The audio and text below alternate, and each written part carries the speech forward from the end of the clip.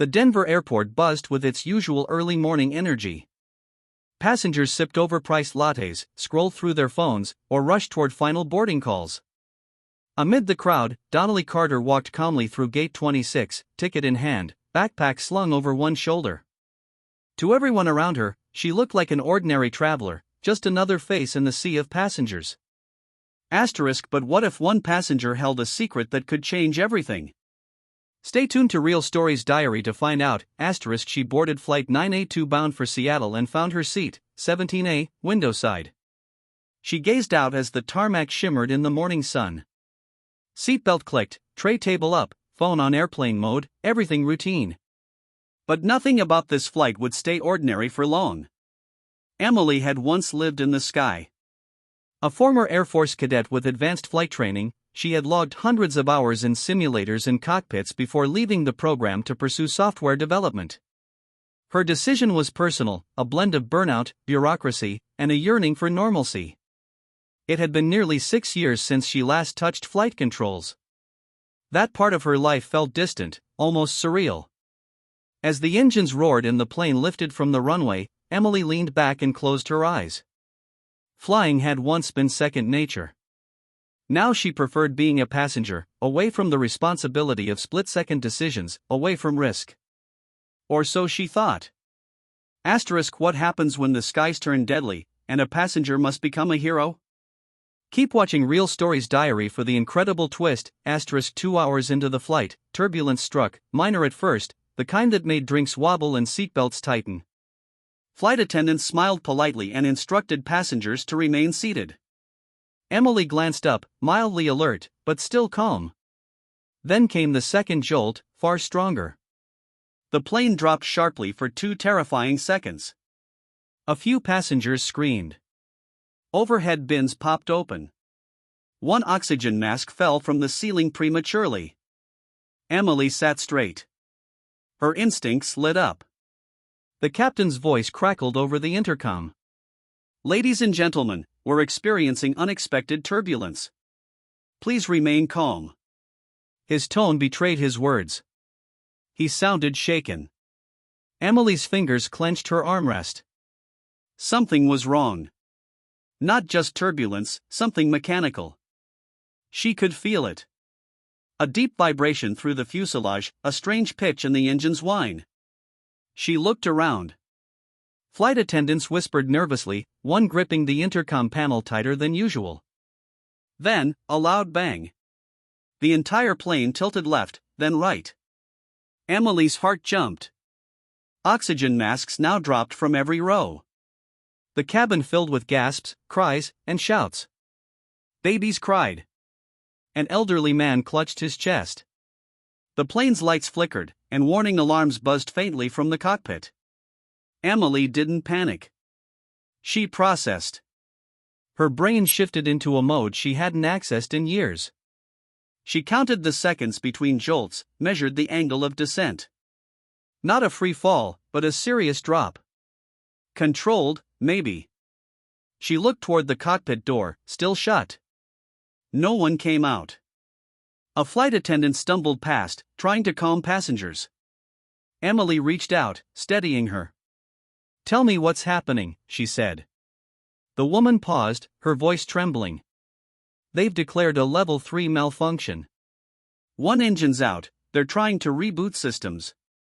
Emily stood. The flight attendant tried to stop her, but she raised her hand. "I'm a trained pilot, Air Force certified. If they need help, I can give it." The attendant looked at her, really looked at her, and saw something different.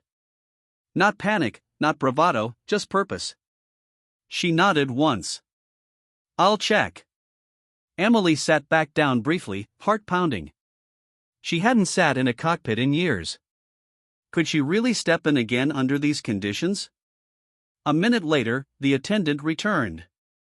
"Co-pilot's down, unresponsive. Captain wants to see you now."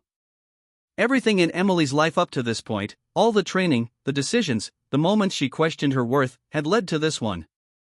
Unexpected, uninvited. But here it was. She stood, legs surprisingly steady, and walked down the aisle, past crying children, terrified passengers, and flickering lights. As she reached the cockpit door, one thought burned in her mind. I didn't come here to fly, but maybe I was meant to. And with that, the door opened. The cockpit smelled of burnt wiring and sweat. The overhead panel blinked with errors, red lights flashing like a Christmas nightmare. Captain Doyle, gray-haired and wide-eyed, looked up as Emily stepped in. "You're the passenger?" he asked, voice raspy. "Emily Carter, former Air Force cadet, certified CFI. You called me." He nodded quickly and motioned her into the right-hand seat. The co-pilot was slumped to the side, unconscious. His oxygen mask was on, but he wasn't responding. Emily checked his vitals instinctively. Pulse weak, shallow breathing, likely a pressure-induced faint. She slipped into his seat without hesitation. "We've lost the left engine completely. The right one's overheating. Autopilot's dead. Navigation systems are glitching. We're 28 minutes from Seattle, but we can't make it," Captain Doyle explained fast, wiping sweat from his brow. "Also, we've lost ATC contact." Emily scanned the panel. Years of muscle memory kicked in. Though commercial jets differed from the smaller aircraft she trained in, the basics hadn't changed. Lift, thrust, drag, gravity, and calm. "Okay," she said, slipping the headset on. "Let's get this bird steady." The yoke felt stiff. Emily adjusted trim manually while switching power to emergency backups. The horizon display flickered, then stabilized enough for her to recalibrate pitch. Slowly, steadily, she and the captain brought the plane out of its steep descent. Below them, jagged terrain loomed. Snow-dusted mountain peaks and thick pine forests. They couldn't land there, and climbing back to cruising altitude wasn't an option with one failing engine. "I need maps," she said. Captain Doyle slid over a backup tablet with offline terrain data.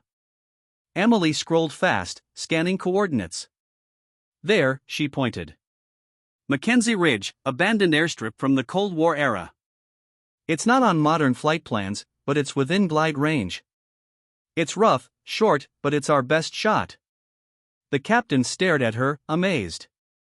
"You sure about this?"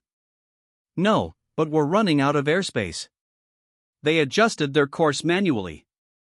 Emily sent a brief emergency ping through the secondary system, just enough to alert nearby responders with their coordinates. No time for conversation, just data. Meanwhile, in the cabin, panic had turned to eerie silence. The flight attendants relayed short, vague updates. "We have additional support in the cockpit." Passengers clutched armrests and prayed, still unaware that the support was another passenger.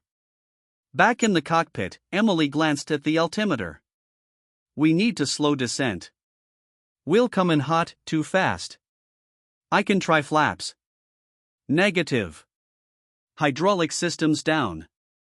We'll do it manually." They rerouted power to stabilizers, trimming the aircraft's angle of attack for a shallower descent. The stick vibrated with tension, warning them they were flying too close to stall speed. Emily adjusted gently. They flew lower now, just above the tree line. Flares glowed faintly ahead, tiny dots in the vast dark terrain. Fire crews from a nearby town had raced to the strip after catching the emergency ping. Makeshift landing lights were set up. Car headlights, flashlight signals, anything that could help guide the plane. Emily locked eyes with the captain. "You want to land her?" he asked. She shook her head. "You're in no shape." "I've got it." He hesitated and slowly took his hands off the controls. The captain of a 170-ton aircraft surrendered his plane to a woman who was supposed to be sipping orange juice in coach. Emily wrapped her fingers around the yoke. Her shoulders tensed, but her heart was strangely calm. She'd failed flight school, not because of skill, but because she was told she wasn't built for pressure. Funny how pressure brought her back. "Landing gear," she muttered. The indicator was dead. She toggled the switch manually, hoping gravity would drop the gear. A thud sounded beneath them. "One down, maybe." As the plane angled toward the narrow strip of cracked concrete in the wilderness, Emily inhaled. We're either landing, or we're writing history. And with that, she began descent. The plane pierced through thinning clouds, emerging into open airspace. Beneath them, the Cascade Mountains stretched endlessly, rugged, dangerous, and unforgiving. The abandoned McKenzie Ridge airstrip was still 10 miles away, barely visible from the sky. Emily leaned forward in her seat, every muscle focused, calculating pitch, descent speed, and glide ratio in her head. The wind howled against the damaged fuselage. One engine remained barely functioning, coughing and sputtering with uneven thrust. Emily throttled it carefully, knowing too much strain might shut it down completely. She didn't speak. Neither did the captain. There was nothing more to say. In the cabin, passengers clung to their seats. Some prayed, others cried quietly. A few simply stared out the windows, watching trees rush beneath them as if it were their final view. No one knew that the woman now guiding the plane had once walked away from aviation, told by her instructor she was too emotional to handle a real crisis. Today, emotion was her fuel. Back in the cockpit, Captain Doyle blinked through sweat. Descent path's too steep. I know, Emily said. There's no room to arc in. We're coming straight in, short and fast. The airstrip wasn't designed for jets. It was an ancient military runway, barely long enough for small transport planes. Overgrown vegetation lined both sides. One wrong move, one gust of crosswind, and the aircraft would overshoot or shatter on impact. Emily took a deep breath. Her hands were locked on the yoke, white-knuckled but steady. She trimmed the nose slightly upward and reached for the manual landing gear lever. The wheels had dropped, but without hydraulic pressure, they might not lock. I need a visual on gear, she said. The captain used a backup inspection camera. Grainy black and white footage flickered to life. One gear's down, the others can't confirm. We're landing either way, she said. 3 miles now, and the makeshift runway came into view. Fire trucks and rescue teams flanked the path with their lights on, providing faint visual guidance. Civilians stood behind a police line in stunned silence, watching the giant aircraft crawl toward their hidden town from the sky. The cockpit alarms began to wail. Stall warnings, low-altitude alerts, hydraulic failure signals. Emily shut off the noise. There was no time for warnings now. Either she landed this plane, or they all became a story buried in the mountains. Captain Doyle reached for the yoke. Do you? I've got it, she said firmly. He leaned back. In 25 years of flying, he'd never seen anyone take control like this. Especially not someone who'd boarded as a civilian, coffee in hand. With one hand, Emily adjusted throttle. With the other, she manually flared the wings. The plane tilted slightly, heading dead-on toward the narrow strip of land. The tail rudder twitched as the last bit of power gave out. Now it was glide only. Emily grit her teeth. Come on, just a few more seconds. Below, the ground raced upward. The front wheels hit first, hard, then the rear slammed down with a metallic scream. Sparks flew from beneath the cabin. The landing gear wobbled. Tires shredded from the friction. The plane bounced once, twice, then steadied. Emily slammed the manual brake controls. Smoke poured from the rear. Passengers screamed as oxygen masks swayed above them, their bodies tossed forward by the deceleration. The aircraft skidded for what felt like forever, then jolted, finally lurching to a dead stop just 40 feet before the tree line. For a moment, there was no sound. Then, inside the cabin, a child whispered, "Did we just land?" A roar erupted. People cried, clapped, laughed. Flight attendants hugged each other. One collapsed to the floor in relief. In the cockpit, Emily slumped forward, her hands still on the yoke. Captain Doyle broke the silence. You just did what most pilots couldn't. You didn't land the plane. You saved a world. She didn't answer. Not yet. The world outside rushed toward them. Flashing lights, rescue workers, chaos. But inside that cockpit, Emily Carter was frozen. The passenger was now the pilot. Emily sat still in the cockpit, her breath shallow, heart pounding in the quiet aftermath. The aircraft was stopped, the engine silent, the sky outside darkening into dusk. Inside the plane, the dim emergency lights bathed everything in a soft red hue. She could hear the sobs of passengers, the disbelieving laughter, the gasps of survival. But in her seat, her hands still gripped the yoke. Her brain hadn't caught up yet. She had done it. They were alive. Captain Doyle turned toward her, face pale, expression unreadable. For a moment, he said nothing. Then, slowly, he extended his hand. "That was the most impossible landing I've ever seen. And you did it." Emily blinked, looked down at his hand, and finally let go of the yoke to shake it. Her fingers were sore. She hadn't realized how tightly she was holding on. "We need to get the passengers out," she said. Her voice was rough, barely audible. Doyle nodded. "Emergency exits. Let's move." Outside, emergency crews were already racing up to the aircraft. Firefighters sprayed the overheated engine with foam while paramedics prepared stretchers, not knowing what to expect. The cabin doors opened, inflatable slides deployed, and one by one, passengers began evacuating down to safety. Some were carried, others crawled. A few kissed the ground. Emily exited the cockpit last. She stepped into the cabin and, for the first time, met the eyes of those she had saved. A woman with 2 children clutched them close and mouthed, "Thank you." An elderly man tried to stand and salute her. One teenage boy just stared, wide-eyed, like he'd seen a superhero. She didn't know how to respond. She simply nodded, moved through the aisle, and helped guide the last group out the rear door.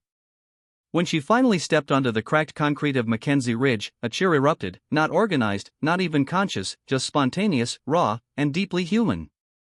Survivors clapped, cried, and pointed toward the plane behind her. Paramedics rushed over.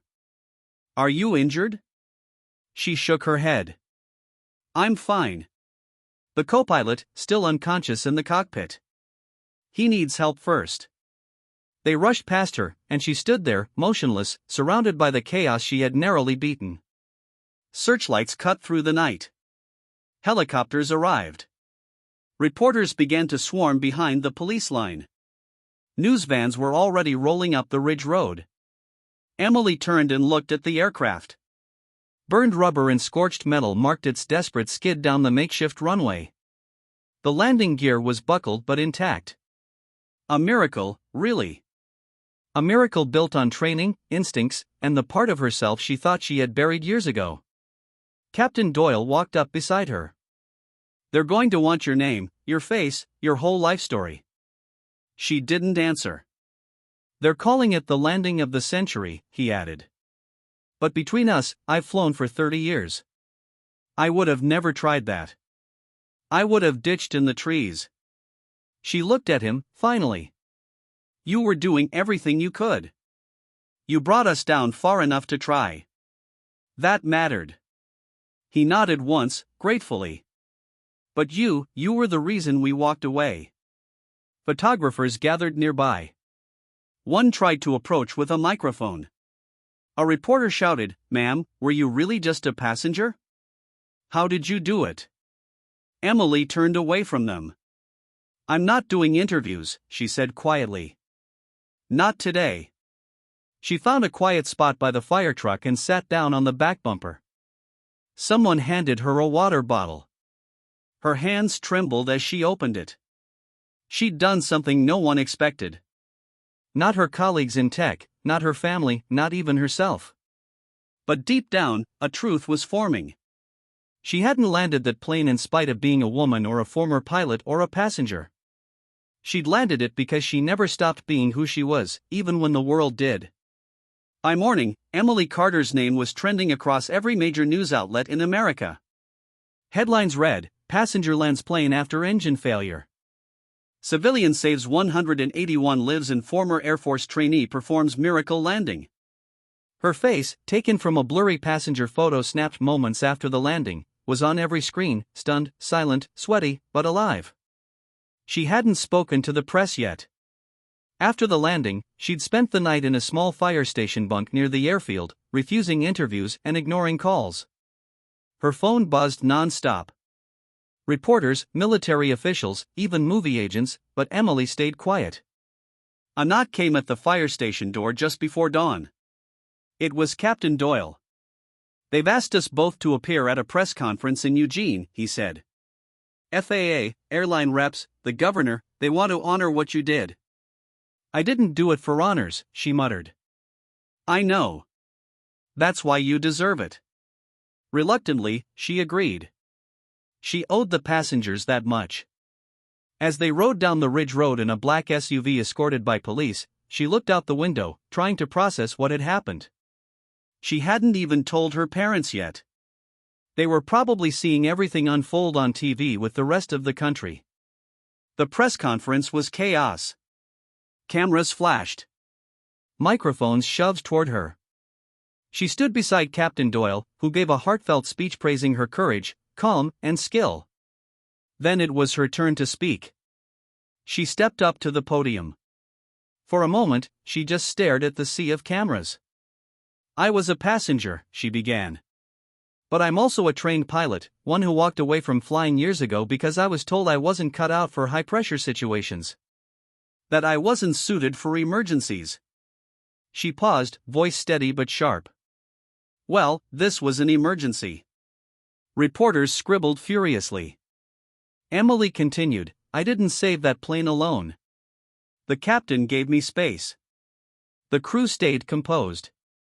The firefighters lit the runway. Everyone played a part. But yes, I flew the plane. I landed it. And I didn't do it for recognition. I did it because I had to, because people were depending on someone to act." The room went quiet. A beat passed. Then applause. Not polite clapping. A genuine, thunderous ovation. When she stepped down, people were crying. One FAA director embraced her, whispering, "You've just inspired every young woman who's ever been told she can't do something." Over the next few days, the offers rolled in. Major airlines wanted to hire her. Military officials asked her to come back into service. Book publishers emailed with advance deals. A famous talk show host requested an exclusive appearance. Hollywood studios circled for rights to her story, but Emily wasn't interested in fame. What caught her attention was a single handwritten letter. It came from a girl in Kansas, 12 years old. She wrote, "I saw you on TV. My brother says girls can't fly planes, but I saw you do it. I want to be like you." That was the moment something shifted in Emily. This wasn't about just surviving a disaster. It was about showing others what was possible. She contacted the airline. "Instead of a speaking tour or a sponsorship, I want you to fund a flight training scholarship for girls, minorities, anyone told they're not cut out for it." The airline CEO personally called her to say yes. That week, the Emily Carter Flight Academy Fund was born. And while she still refused interviews, she did make one quiet appearance, visiting a local flight school in Seattle to speak to young cadets. Her message was simple. Courage doesn't mean you're not scared. It means you take the controls anyway. Weeks passed. The frenzy cooled, but Emily Carter's story continued to ripple through the nation.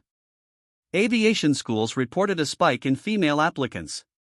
Young girls now carried notebooks with her quotes written on the covers. At airports, strangers stopped her.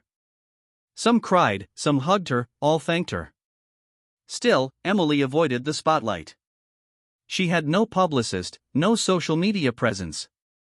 She kept flying, but from the ground as a mentor, not a hero. One evening, as she locked up the small flight academy she'd helped open outside Seattle, a black government vehicle pulled into the lot. A tall man in uniform stepped out. "Miss Carter?" he asked. "Lieutenant Colonel Marcus Shaw, U.S. Air Force." Emily felt her chest tighten. That name, that uniform. It pulled memories from the vault she had closed years ago. "I remember you," she said. "You ran evaluations at Maxwell Base." He nodded. "And I remember you. You had the best hands I'd ever seen in the simulator, but you quit. I was told I didn't belong. Shaw nodded, as if expecting the response. You were told wrong, and some of us knew it. But the system, it didn't know how to value what it couldn't measure. Emily folded her arms. Why are you here, Colonel? He pulled a small folder from his jacket and handed it over. Inside, a recommendation letter, a formal invitation, a reinstatement package. We want you back. Full certification, advanced tactical and emergency response training, civilian or military track, your choice. She blinked. This because of the landing? This is because the world saw who you really are under pressure, in chaos, when lives are on the line. That's not something we teach. That's instinct. That's leadership. And honestly, we need more of you. Emily stared at the papers. She hadn't sat in a real cockpit in years before that flight. And yet, when the moment came, her body knew what to do. She'd faced the fire alone and made the impossible choice. I'm not interested in being a symbol, she said. You already are, Shaw replied. But what you do with that? No, that's the part you still control. He left her with the folder. No pressure, just a nod of respect as he drove off into the dusk. That night, Emily sat on her porch, staring at the sky. She remembered being 16, standing on a runway for the first time, watching fighter jets roar into the clouds. She remembered how badly she wanted to be part of that world. Not to prove something, but because she loved the sky, the silence, the power, the freedom. And she remembered the day she walked away, after being told she wasn't tough enough, calm enough, command material. But now she'd landed a 170-ton commercial jet on a broken airstrip using instinct, memory, and sheer will. Something even seasoned captains said they'd never attempt. And people weren't applauding because she was lucky. They were applauding because she'd done what few others ever could. She opened the folder again. Reread the letter. The words didn't pressure her. They invited her. That weekend, she made her decision. She called Shaw. I'm not coming back in full time. There was a pause on the line. Understood? But I will teach, she said. Not in classrooms, in the air, with real trainees. Real emergencies. You want pilots ready for chaos? I'll show them what it means to stay level when everything's falling apart. Shaw laughed softly. That's the best possible outcome. The next week, Emily Carter began a new role, special instructor for advanced in-flight emergency simulation. She trained not just on theory, but on mindset, instinct, and the rare courage to act when no one else will. The woman who was once just a passenger now shaped the next generation of pilots. It had been 3 months since the landing. Emily Carter had found a rhythm. Part flight instructor, part mentor, part quiet legend. She avoided fame, but she couldn't avoid legacy. Flight academies around the country requested her as a guest trainer. The Carter Fund, her scholarship program for underrepresented aviation students, had already funded 12 new cadets. Her days were long, full of simulators, student drills, and quiet afternoons in the hangar. One rainy evening, as she finished a debrief at the academy, her assistant walked in. There's someone here to see you, she said. He says he was on your flight. Emily froze. She stepped out into the lobby, where a teenage boy stood nervously, damp from the rain, a duffel bag at his feet. He looked up and gave a sheepish smile. You probably don't remember me, he said. I was in seat 23C. I watched you walk to the cockpit. Emily stared for a beat, then slowly nodded. I remember. He took a deep breath. My name's Jacob. I was flying to Seattle to live with my dad after my mom passed. I thought that flight was going to be the end of everything. I was sure I'd never land. Emily softened. A lot of people felt that way. But you changed it, he said. When I found out it was you, a passenger, that landed us, something in me shifted. I couldn't stop thinking about it. He reached into his bag and pulled out a worn notebook. He opened it and flipped through pages filled with sketches, airplanes, cockpits, diagrams, checklists. "I want to fly," he said quietly. "I want to be like you." Emily felt a lump form in her throat. Jacob continued. "I've been reading manuals, practicing on simulators online. I work part-time at a mechanic shop to save for lessons, but it's going to take years. I thought, maybe you could tell me what I need to do." Emily stepped forward and took the notebook from him. Flipping through the pages, she saw potential, not just in the sketches, but in his eyes. She saw what she once had, a hunger to rise, to control the uncontrollable, to escape gravity itself. "You've got the right instincts," she said. "You just need the right tools."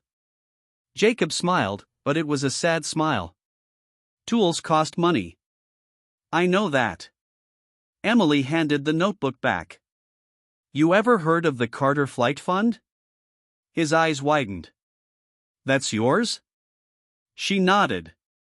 "It exists for people like you. Kids who got a second chance and want to use it." Jacob was speechless. "Fill out the application," she added. "Better yet, don't bother. You're already accepted. Your full training will be covered." He stared at her, lips trembling. "Are you serious? I don't hand that to just anyone.